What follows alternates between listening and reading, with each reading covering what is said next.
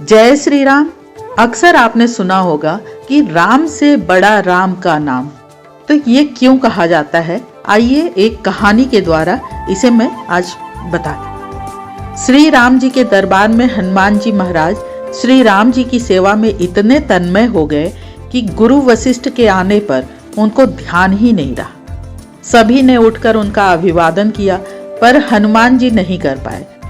वशिष्ठ जी ने श्री राम जी से कहा कि राम, गुरु का भरे दरबार में अभिवादन नहीं कर अपमान करने पर क्या सजा होनी चाहिए। श्री राम जी ने कहा, गुरुवर आप ही बताइए। वशिष्ठ जी ने कहा, मृत्यु दंड।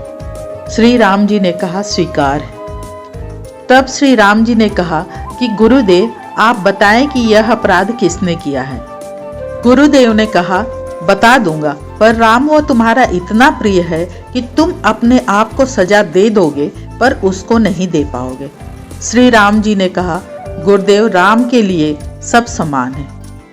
तो गुरुदेव ने बोला, नहीं राम, मुझे तुम्हारे ऊपर संशय नहीं है, पर मुझे दंड के परिपूर्ण होने पर संशय है। अतः यदि तुम यह विश्वास दिलाते हो कि तुम स्वयं उसे मृत्यु दंड अपने अमोघ बाण से दोगे, तो ही मैं अपराधी का नाम और अपराध बताऊंगा। श्री राम जी ने पुनः उनका संकल्प व्यक्त कर कहा कि हाँ गुरुजी बताइए। तब वशिष्ठ जी ने बताया कि यह अपराध हनुमान जी से हुआ है। हनुमान जी ने भी स्वीकार कर लिया। तब दरबार में राम जी ने घोषणा की कि कल सायंकाल सरयू के तट पर हनुमान जी को मैं अपने अमोघ बाण से मृत्यु दंड दूंगा। हनुमान जी के घर जाने पर माता अंजना ने देखा कि हनुमान जी बहुत उदास हैं, तो वह चकित रह गई कि मेरा लाल महावीर अतुलित बल का स्वामी ज्ञान का भंडार आज इस अवस्था में क्यों है। माता ने बार बार पूछा, पर जब हनुमान चुप रहे तो माता ने अपने दूध का वास्ता देकर पूछा। तब हनुमान जी ने बताया कि ऐसा मेरे से अनजाने में हो गया है। माता आप जानती हैं कि हनुमान को संपूर्ण ब्रह्मांड में कोई नहीं मार सकता, पर भगवान श्री राम के अमोघ बाण से भी कोई नहीं बचा सकता। तब माता ने कहा कि हनुमान, मैंने भगवान शंकर से राम नाम मंत्र प्राप्त किया था और तुम्हें भी जन्म के साथ ही यह नाम घुट्टी में पिलाया, जिसके प्रताप से तुमने बचपन में ही सूर्य को फल समझकर मुख में ले लिया था। उस राम नाम के होते हुए हनुमान कोई भी तुम्हारा बाल भी बांका नहीं कर सकता, चाहे वह स्वयं राम भी हो। राम नाम की शक्ति के सामने राम की शक्ति और राम के अमोघ बाण की शक्तियां महत्वहीन हो जाएंगी। जाओ मेरे लाल, अभी से सरयू के तट पर जाकर राम नाम का उच्चारण करना आरंभ कर दो। माता के चरण छूकर हनुमान जी सरयू किनारे राम राम राम राम रटने लगे। सायंकाल श्री राम अपने संपूर्ण दरबार सहित सरयू तट आए। सबको कौतूहल था कि क्या राम हनुमान को सजा दे पाएंगे।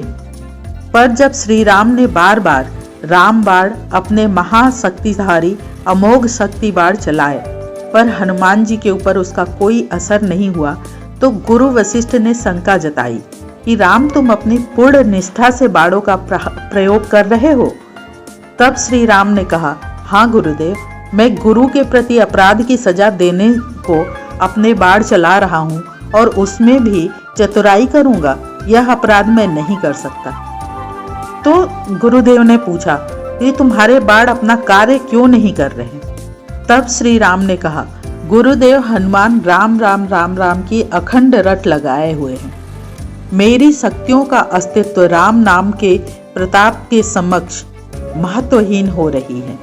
इससे मेरा कोई भी प्रयास सफल नहीं हो रहा है। आप ही बताइए गुरुदेव, मैं क्या करूं। गुरुदेव ने कहा, हे राम, आज से मैं तुम्हारा साथ और तुम्हारे दरबार को त्याग कर अपने आश्रम जा रहा हूँ, जहाँ राम नाम का निरंतर जप करूँगा। जाते जाते गुरुदेव वशिष्ठ जी ने घोषणा की कि हे राम, मैं जानकर मानकर और यह घोषणा कर रहा हूँ कि स्वयं राम से राम का नाम बड़ा है। राम नाम महा अमोघ शक्ति का सागर है। जो कोई जपेगा, लिखेगा, मनन करेगा, उसकी लोक मनोकामना पूर्ति होते हुए भी वो मोक्ष का भागी होगा। मैंने सारे मंत्रों की शक्तियों को राम नाम के समक्ष न्यूनतर पाया है। तभी से राम से बड़ा राम का नाम माना जाता है। वो पत्थर भी तैर जाते हैं जिन पर श्री राम का नाम लिखा जाता है। जय श्री राम। इसी के साथ मैं अपनी वाणी को विराम देती हूँ। जय सनातन, जय भारत। धर्मो रक्षति रक्षित।